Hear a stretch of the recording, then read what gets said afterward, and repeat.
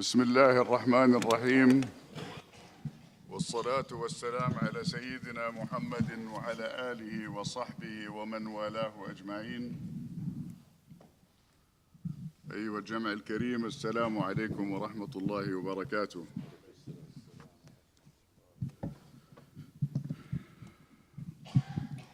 May I thank Secretary General Antonio Guterres for his kind words about this conference and express the hope that this is not just an event, but a continuation of a creative process. I would also like to say at the outset, lest I omit to say it at the end, that I look forward to asking Ambassador Lacey Swing, who I understand has been in, would you identify yourself, sir? Who has been in his post for 13 years, is it?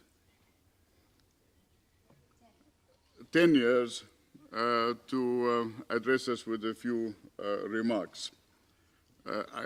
I'd just like to say that some time ago somebody said, oh, so-and-so is a has-been. I said, yes, but look where I has been.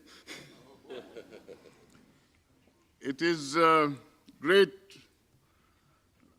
to participate in such conferences, but at this time I ask myself, is this a make or break moment? Is this a way to exploring the thinking of all of us in responding to the ways of belonging and of being? Together, I believe that we can share the responsibility of challenging conventional thinking, or I would not have come to participate in this conference. Conventional thinking about the underlying causes or reasons for the loss of human dignity, marginalization, and oppression. Together, we can dispense with the language of summing up and expand, hopefully, the language of problem solving. Let us acknowledge that hundreds of millions of human lives are relegated today, as we speak, to the sidelines of political debate, existential debate, or eco-social conceptualizing or negotiating and bargaining.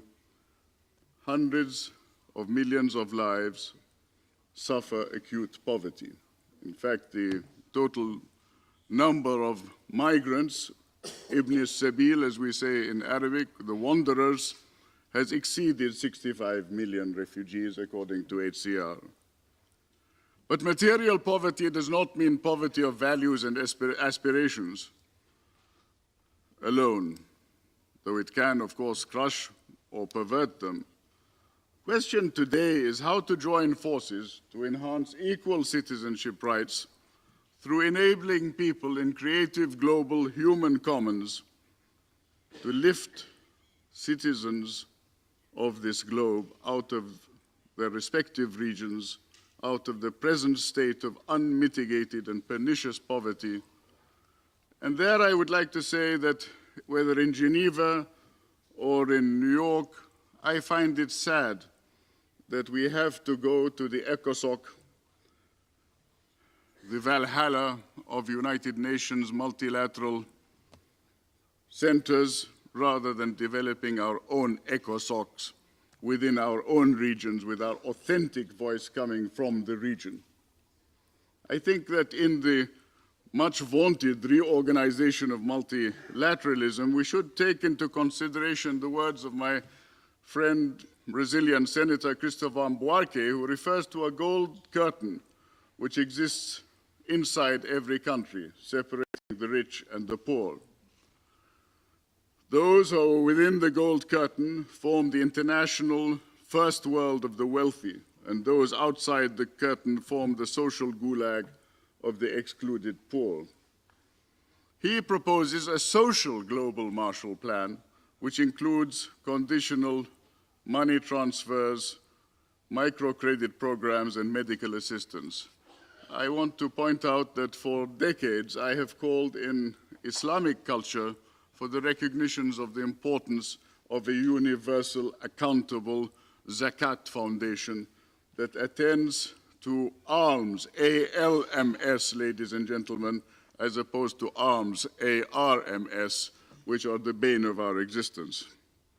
The Security Council is an insecurity council so long as it regards the trillions of dollars spent on weapons as stabilizing. I believe the time has come to recognize that security is not only about WMD, basic security, not only about CTE, CVE, CR, counter-terrorism, violence, and radicalism, but also about enabling and empowering the poor. With $300 billion spent on weapons between the Gulf War and 2001 alone, and many billions more since, it appears that armament and adhocracy are more important than a medium-range comprehensive stability plan. The scientific and technological revolution of which we hear so much, as well as the economic globalization process, as we discussed in the World Science Forum held in my capital, Amman, only a few months ago, open up tremendous opportunity. But opportunities for policy reform. Policy, ladies and gentlemen, and not politics. If Europe started with coal and steel, is it not possible that our part of the world could start with water and energy for the human environment? I would like to suggest that the greatest issues of our time affect us all and can only be confronted multilaterally. That is to say, if you look at a map of modern Syria today, you see these all-pervasive black dots, and each black dot represents a zone of influence, and that extends into Iraq, into Yemen, to the point where you begin to wonder, are these people actually Arabs? Or are they patronized by different political persuasions? The fact is that the Balkanization of our region has effectively arrived. I remember visiting Sarajevo during those dreadful years and thinking to myself, will this level of hatred ever arrive in our neighborhood?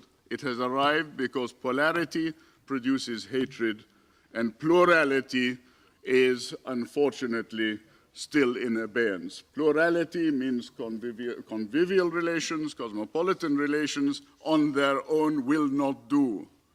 In the African tradition, Ubuntu recognized the inherent universalist values within Islamist tradition, and Islamic tradition recognizes the values and advances, ethical and material, of other civilizations and systems. After decades of working with interfaith conversations, not least of all with the then Cardinal Ratzinger, Pope Benedict, here in Geneva, we said, let us start to work on learning by analogy. Whether the analogy is secular or the analogy is religious, can we not talk about a framework which is not, as our secular friends would describe, difference-blind liberalism, but recognize the importance of intra-independence, respect for the other, provided that respect is reciprocated, and working with the other, that other who may be your nemesis or may be your salvation, towards a common goal. The common goal, of course, is to promote an identity which is synergetic with the value orientations of plurality. And there I would like to say that simultaneously Jewish, Christian, Muslim, Arab, or of a particular state or ethnic community, we are in essence all a part of that same region of the world, which today I think has to emphasize the importance of shared citizenship. The legal membership of a sovereign state or nation, in that context, identity encompasses the totality of how one construes oneself. But I'd just like to say that the four pillars of our region of the world are the Persians, the Turks, the Kurds, and the Arabs. It might interest you to know that we, the Arabs, are only 17% of that totality. And when we sit with the Kurds, we say, what do you want from us, and what do we want from you? And they say, well, we want to emphasize our pluralist rights in the context of the Ummah, the broader nation. When we sit with the Amazigh from your part of the world, Mr. Chairman, they say we are interested in our rights in the context of the Watan, the state. And there is possibly a difference. I would like to refer to the fundamental principle of the German constitution preceding even the right to life by saying that Germans after the war in particular advocated being proactive in addressing the global hunger for human dignity. Indeed, Muhammad Kamali goes one step further, suggesting that dignity underpins one's own sense of value and the ability to exercise not only self-restraint, but also to speak out in the face of injustice. Human dignity, moreover, or karama insaniya in Arabic, is not selective. It embraces the richness of diversity. So when I say zakat, I am talking about humanity. A child who has cancer is brought to a cancer center and is not asked, are you a Christian or are you a Muslim? My region, the Mashriq or the Levant, I know my Turkish friends don't prefer the word Levant because they think of Venetian gentlemen, but I would like to say that the Mashriq remains to this day a cradle of diversity and plurality. I would like to say that the Nahda, the Arab Renaissance, which we inherited from the end of the 19th century, was the historical prologue to what the West refers to as the Arab Revolt. Increasingly, however, it seems that the world is seen in black and white without shades of gray. The problem is partly economic. It cannot have escaped notice that the World Trade Organization is resented in Africa, Latin America, and other developing areas. But if economic and political decisions are made without reference to human culture, to that intimacy of culture, that fluency of culture, especially the transparent fostering of human dignity and self-worth for all human beings, then clearly these political decisions cannot succeed in improving people's lives and they lose credibility.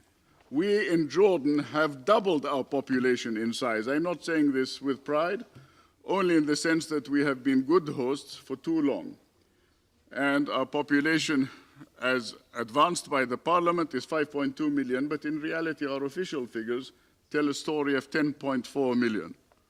And so if I can show some political sleeve and suggest that when people are suggesting that Palestinians cannot live in Lebanon, as the Lebanese government has done, that Palestinians cannot live in Gaza and in Palestine, well, I think the time has come to recognize that this political chess game cannot continue ad infinitum unless we stop talking about an Arab world and start talking about oases of isolated hatred.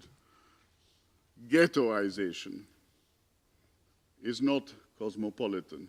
Ghettoization is a separation of peoples from their homeland and from their values. So I would like to suggest that if we are looking for peace with human solidarity, which requires the convergence of various cultures, as I said to a distinguished Israeli academic some months ago who said to me, we, the Hebrews, thank you, the Arabs, for having translated the texts of Hellenistic tradition in the 12th century when we met in Fustat. I say, well, now is the time for you to exercise some intellectual generosity and contribute to the building of a new construct. It is to that end that in Jerusalem, I am happy to announce that the University of Al-Quds in Jerusalem is building a postdoctoral program, which I hope at some stage will look something like the excellent work of the Tantur Catholic Center between Bethlehem and Jerusalem, which has graduated over 50,000 postdoctoral achievers and game changers.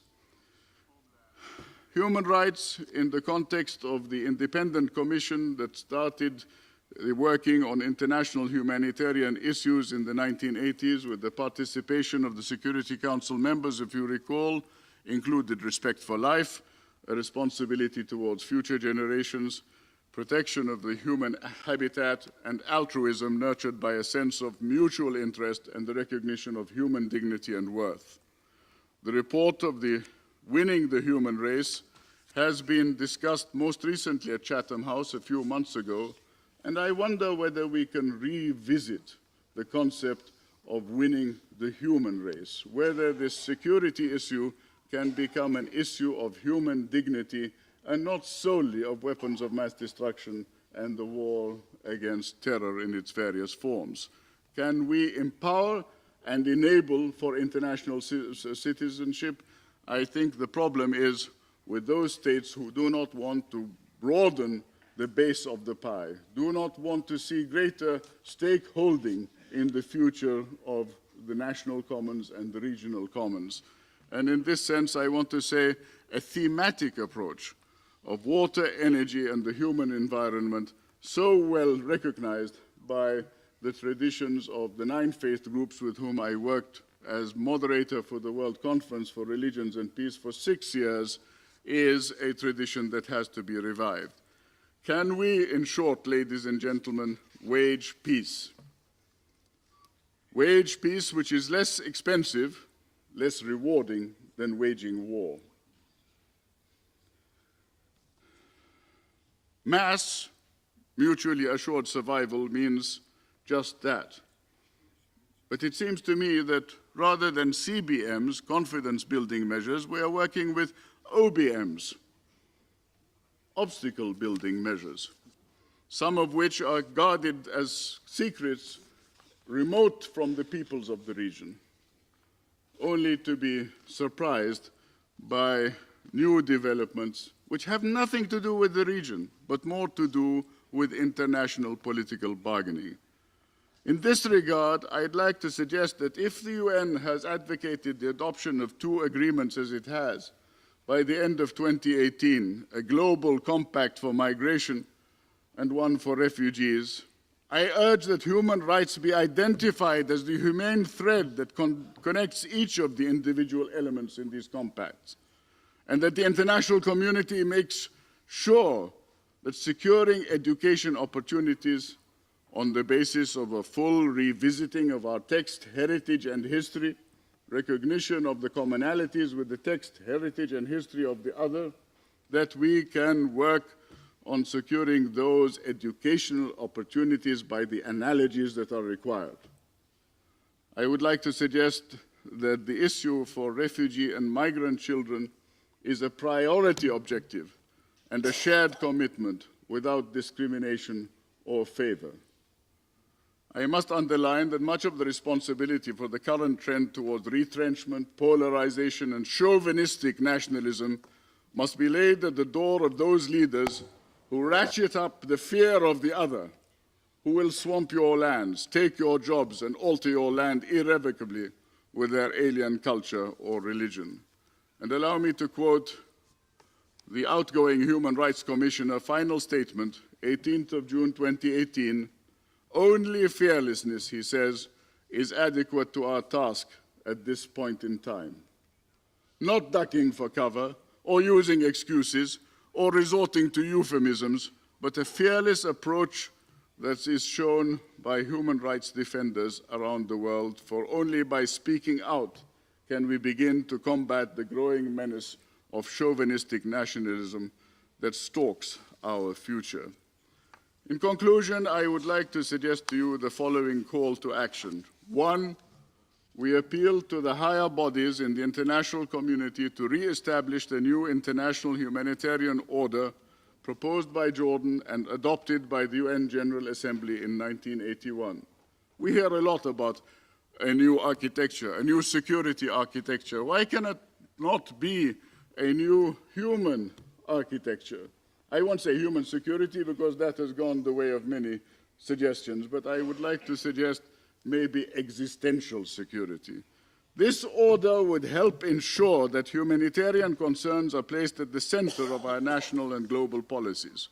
Man against man, man against nature, and man-made disasters. 2, the scope of international humanitarian law should be broadened to include the law of peace relating to human welfare. We have always spoken of the ways to wage war. Now is the time to wage peace. 3, the gains of market-based globalization have not been shared by all. We ask that the leaders of the world actively develop and further faith-based mechanisms appear, such as zakat, which I call institutional self-determination. We are always accused of as Muslims of sponsoring terror. Why can we not be allowed to sponsor altruism and empowerment and enablement of our citizens on the basis of the third pillar of our faith, zakat? It's lovely to see the glossy buildings of Islamic bonds and Islamic banking in different cities in the world, making money for certain people. But why can we not talk about making people worthy as citizens and contributing as citizens? 4, it is essential to illustrate to our youth that they can develop a sense of well-being and fraternity through communities of faith or no faith. In Arabic, in the words of Imam Ali, أخ لك في الدين أو نظير لك في الخلق. A brother in faith or an analogy in God's creation. Otherwise, we run the risk of adopting extreme positions, and they, the youth, look to developing a sense of meaning, life, and brotherhood and belonging. As we look, fifthly, toward the 2030 Sustainable Development Agenda, the moral lobby of faith that is still strong across the world must act in cohesion to ensure that equal citizenship rights and human dignity are at the forefront of all developmental efforts. We are not put on this earth to go forth and multiply, desecrate and destroy, but to bring life and hope for future generations. I would like, at the end of these remarks, to say that I have circulated to you a paper on the importance of dialogue between the principal ethnic groups in the MENA region. And I would like to quote my great-grandfather, the leader of the Arab Renaissance movements, who says, "I have unceasingly stated that Arabs are Arab before being Muslims or Christians or Jews." These are sincere words that signify a deep consciousness and a deep belonging to the roots which unify rather than divide, while respecting the other and emphasizing diversity. God bless you all. Assalamu alaikum.